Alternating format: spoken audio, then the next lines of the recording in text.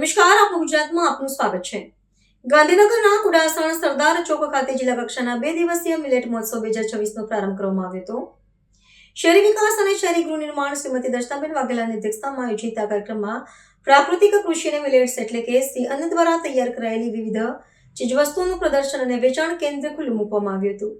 આ પ્રસંગે મંત્રી દર્શનાબેન વાઘેલાએ પ્રેરક ઉદબોધન આપતા જણાવ્યું હતું કે વડાપ્રધાન નરેન્દ્રભાઈ મોદીના ભગીરથ પ્રયાસોથી આજે સમગ્ર વિશ્વ મિલેટ્સનું મહત્વ સમજ્યું છે. રાજ્યની 17 મહાનગરપાલિકાઓમાં એકસાથે આ મહોત્સવ યોજાઈ રહ્યો છે, જે ગૌરવની વાત છે.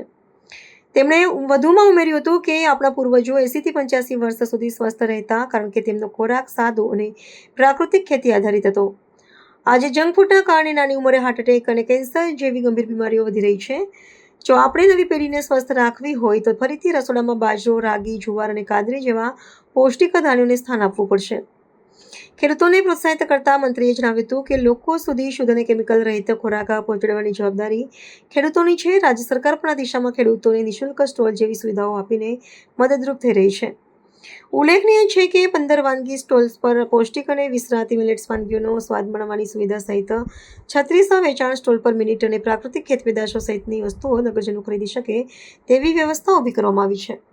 આજે ગાંધીનગર શહેરમાં કૃષિ વિભાગ દ્વારા મિલેટ મહોત્સવમાં મારી સાથે મંચ પર ઉપસ્થિત ગાંધીનગરના લોકપ્રિય મેયર બેન મીરાબેન, હમણાં જ જાણે આપણા વચ્ચેથી રજા લીધી એવા ધારાસભ્ય બેન શ્રી રીટાબેન, જિલ્લાના ને શહેરના પ્રમુખ આશીષભાઈ દવે, સ્ટેન્ડિંગ કમિટીના ચેરમેન ભાઈ ગૌરાંગભાઈ, જેમણે હમણાં ખૂબ સરસ આપણાને માહિતી આપી કૃષિ વિશે.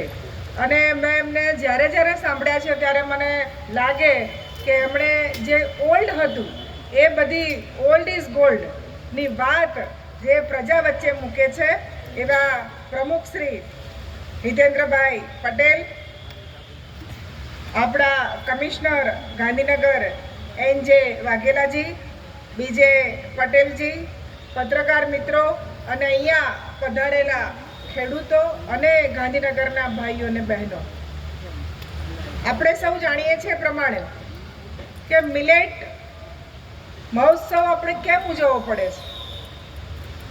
કારણ કે આપણે બધા ઊંધી દિશામાં જીવન જીવતા થઈ ગયા હતા અને ફરી આપણે આપણી જે ઓરિજિનલ વસ્તુઓ તરફ વળીએ એના માટેનો આ એક સરકારનો પ્રયત્ન છે. અને આજે હું કૃષિ મંત્રી જીતુભાઈ વાઘાણીને એટલે અભિનંદન આપીશ કે એમના પ્રયાસોથી આજે 17 મહાનગરપાલિકામાં એક સમયે આ કાર્યક્રમ ચાલવાનો છે અને લોકોને આપણે મિલેટ્સ માટે માહિતગાર કરવાના છે.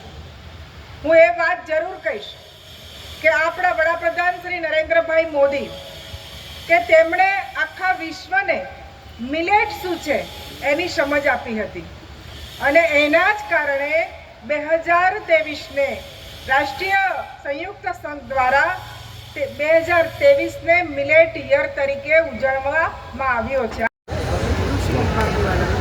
આજે મિલેટ મહોત્સવનું આયોજન કરવામાં આવ્યું છે. હું આજે મારા કૃષિ મંત્રી જીતુભાઈ વાઘાણીને અભિનંદન આપું છું કે અમે આજે 17 નગરપાલિકાઓમાં મિલેટ મહોત્સવનું આયોજન કરી.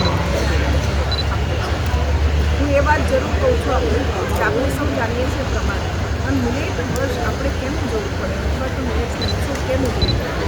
કારણ કે આપણે આ બધા પહેલે તો આપણું ઓલ્ડ ઇઝ ગોલ્ડ છે. પહેલે જે ખોરાક ખાતા હતા એ ખોરાકને ફરીથી આપણે લોકો સમક્ષ વધારે ઉપયોગ કરીએ એના માટેનો આ પ્રયત્ન છે.